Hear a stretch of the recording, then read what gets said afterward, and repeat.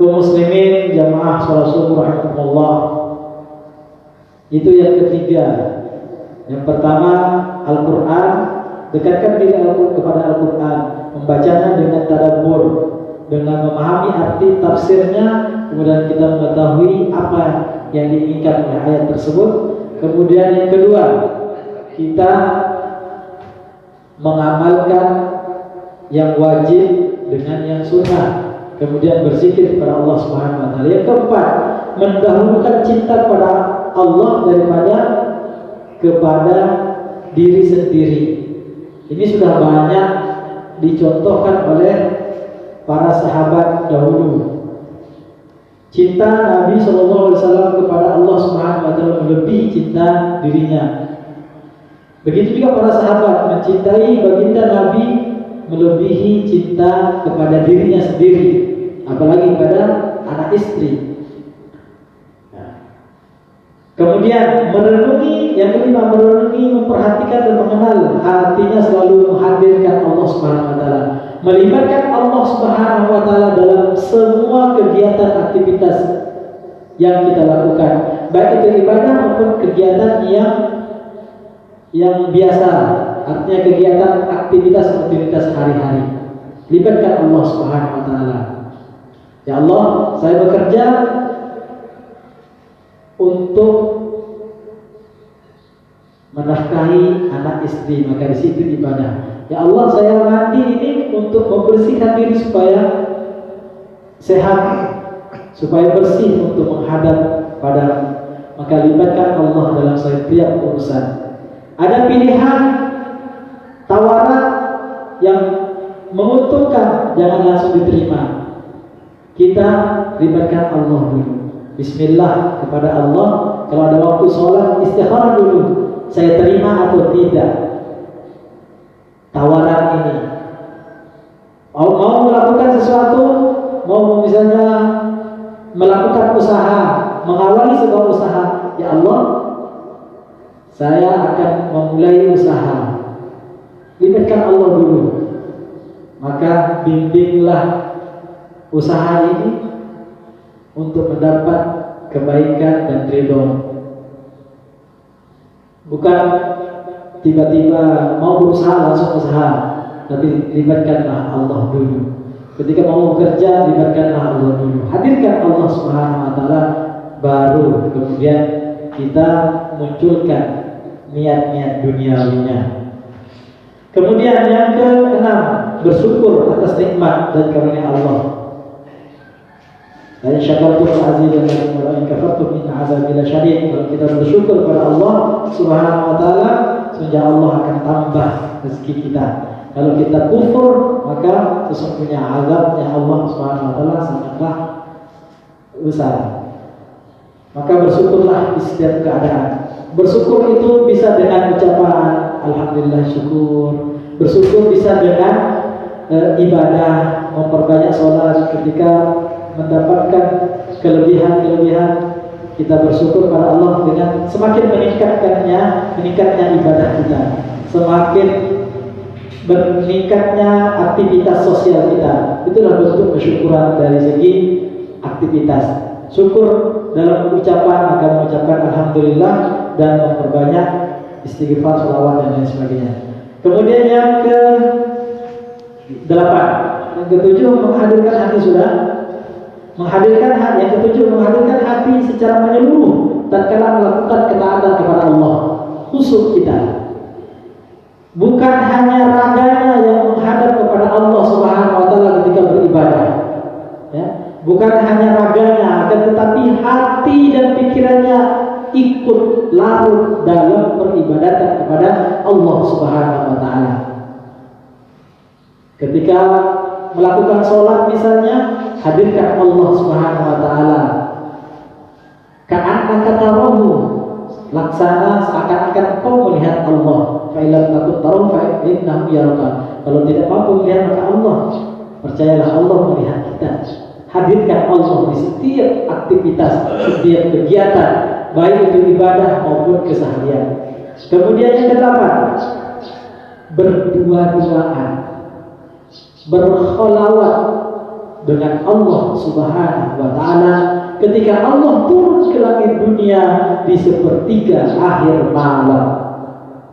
Berdua-duaan dengan Allah banyak caranya, bisa dengan membaca Al-Quran pada waktu itu, bisa dengan, tetapi dalam kitab Ibnu Qayyim mengatakan yang baik dilakukan adalah sholat kita, yaitu sholat malam. Setelah sholat malam kita berdoa kepada Allah Subhanahu wa taala, diakhiri dengan istighfar. Ya, berdoa dengan Allah Subhanahu wa taala di sepertiga malam terakhir ketika Allah turun ke langit dunia, dengan sholat malam dirangkaikan dengan doa minta kepada Allah Subhanahu wa taala, diakhiri dengan istighfar. Wa bil asharihum yastaghfirun, dan pada waktu sahur itu mereka beristighfar. Maka sebaik-baik istighfar dilakukan sebelum azan. Sebelum azan subuh perbanyak istighfar. Disitulah langsung disebutkan wa bil asharihum yastaghfirun. Pada waktu sahur itu dia beristighfar kepada Allah Subhanahu wa taala. Kalau sudah azan, maka hilanglah keutamaan istighfar waktu sahur. Maka istighfarnya dilakukan sebelum azan subuh. Sebelum azan subuh. Salat malam, baca berdoa kepada Allah Subhanahu wa taala. Kemudian beristighfar sampai datangnya azan.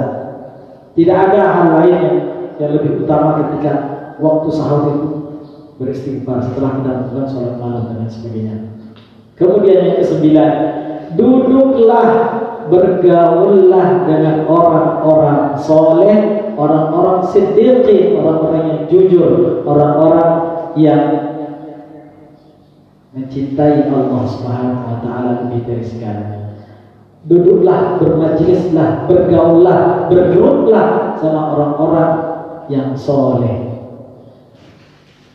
sehingga kita mendapatkan percikan-percikan ilmu. Kalau menjual minyak wangi harum, ya, maka kita akan wangi juga. Bergaul dengan penjual minyak wangi, kita dapat wanginya.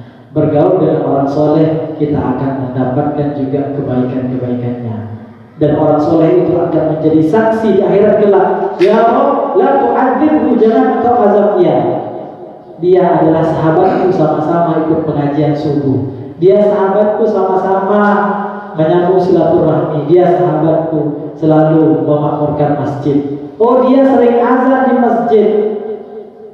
Itu sahabat, orang-orang soleh, orang yang teman kita bergaul, menjadi saksi di akhirat kalau ia itu adalah orang baik. Ia adalah orang baik yang kemudian menjadi teman kita bersama ketika di dunia, ketika kita melakukan kebaikan dan ketaatan. Kemudian yang terakhir, jamaah subhanallah, kita menjauhkan diri dari apa yang telah dilarang oleh Allah Subhanahu wa taala, entah itu kemaksiatan terhadap diri sendiri, kemaksiatan terhadap orang lain, lebih-lebih maksiat kepada Allah Subhanahu wa taala.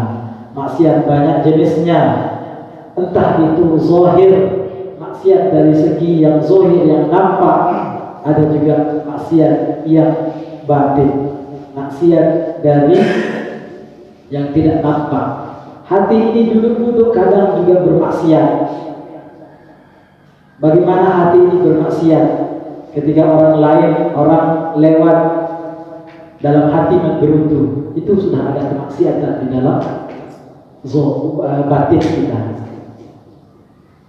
Kemudian misalnya anak muda melihat perempuan lewat, terbayang di dalam pikirannya, oh ia cantik, oh ia begini-begini, maka ada kemaksiatan di dalam hatinya. Itu yang tidak nampak, yang kadang kita melihat orang itu biasa-biasa saja, tapi kehidupannya baik, kehidupannya indah, kehidupannya kayak ada yang dilihat, tidak ada masalah, karena di dalam batinnya selalu dipelihara dari kemaksiatan kepada Allah Subhanahu wa taala. Syukur ia terhadap apa yang ia dapat, bersyukur ia terhadap apa yang ia dapat, kemudian bersyukur ia, qanaah ia merasa cukup dengan apa yang ia punya. Dia hindarkan diri dari kemaksiatan di dalam hatinya. Oleh karenanya kaum muslimin rahimakumullah, kami tutup dengan kisah seorang sahabat yang dijamin masuk surga. Orangnya biasa-biasa saja. Orangnya seperti kalau zaman dahulu Arab Badui lah, orang yang terpinggirkan, orang yang jauh dari kata baik dari segi fisik. Lewat dia dalam suatu pengajian seperti ini, rekod Rasulullah SAW mengatakan akan datang penghuni surga. Baru suara sandalnya akan datang penghuni surga. Datanglah ia masuk. Sahabat heran, ini penghuni surga. Hari berikutnya datang ia, akan datang penghuni surga. Belum datang pas datang orang yang itu juga. Besoknya lagi akan datang penghuni surga. Itu juga orangnya. Sehingga seorang sahabat dengan heran, penasaran, apa sih amalan orang ini? Sehingga ia dijamin oleh Allah Rasulullah SAW masuk surga. Dan orang yang biasa-biasa saja. Seorang sahabat mengikuti ia dan meminta izin. Wahai fulan, saya ini ada masalah di dalam keluarga saya, masalah dengan orang tua saya. Bolehkah saya menginap di rumah Anda? Silahkan.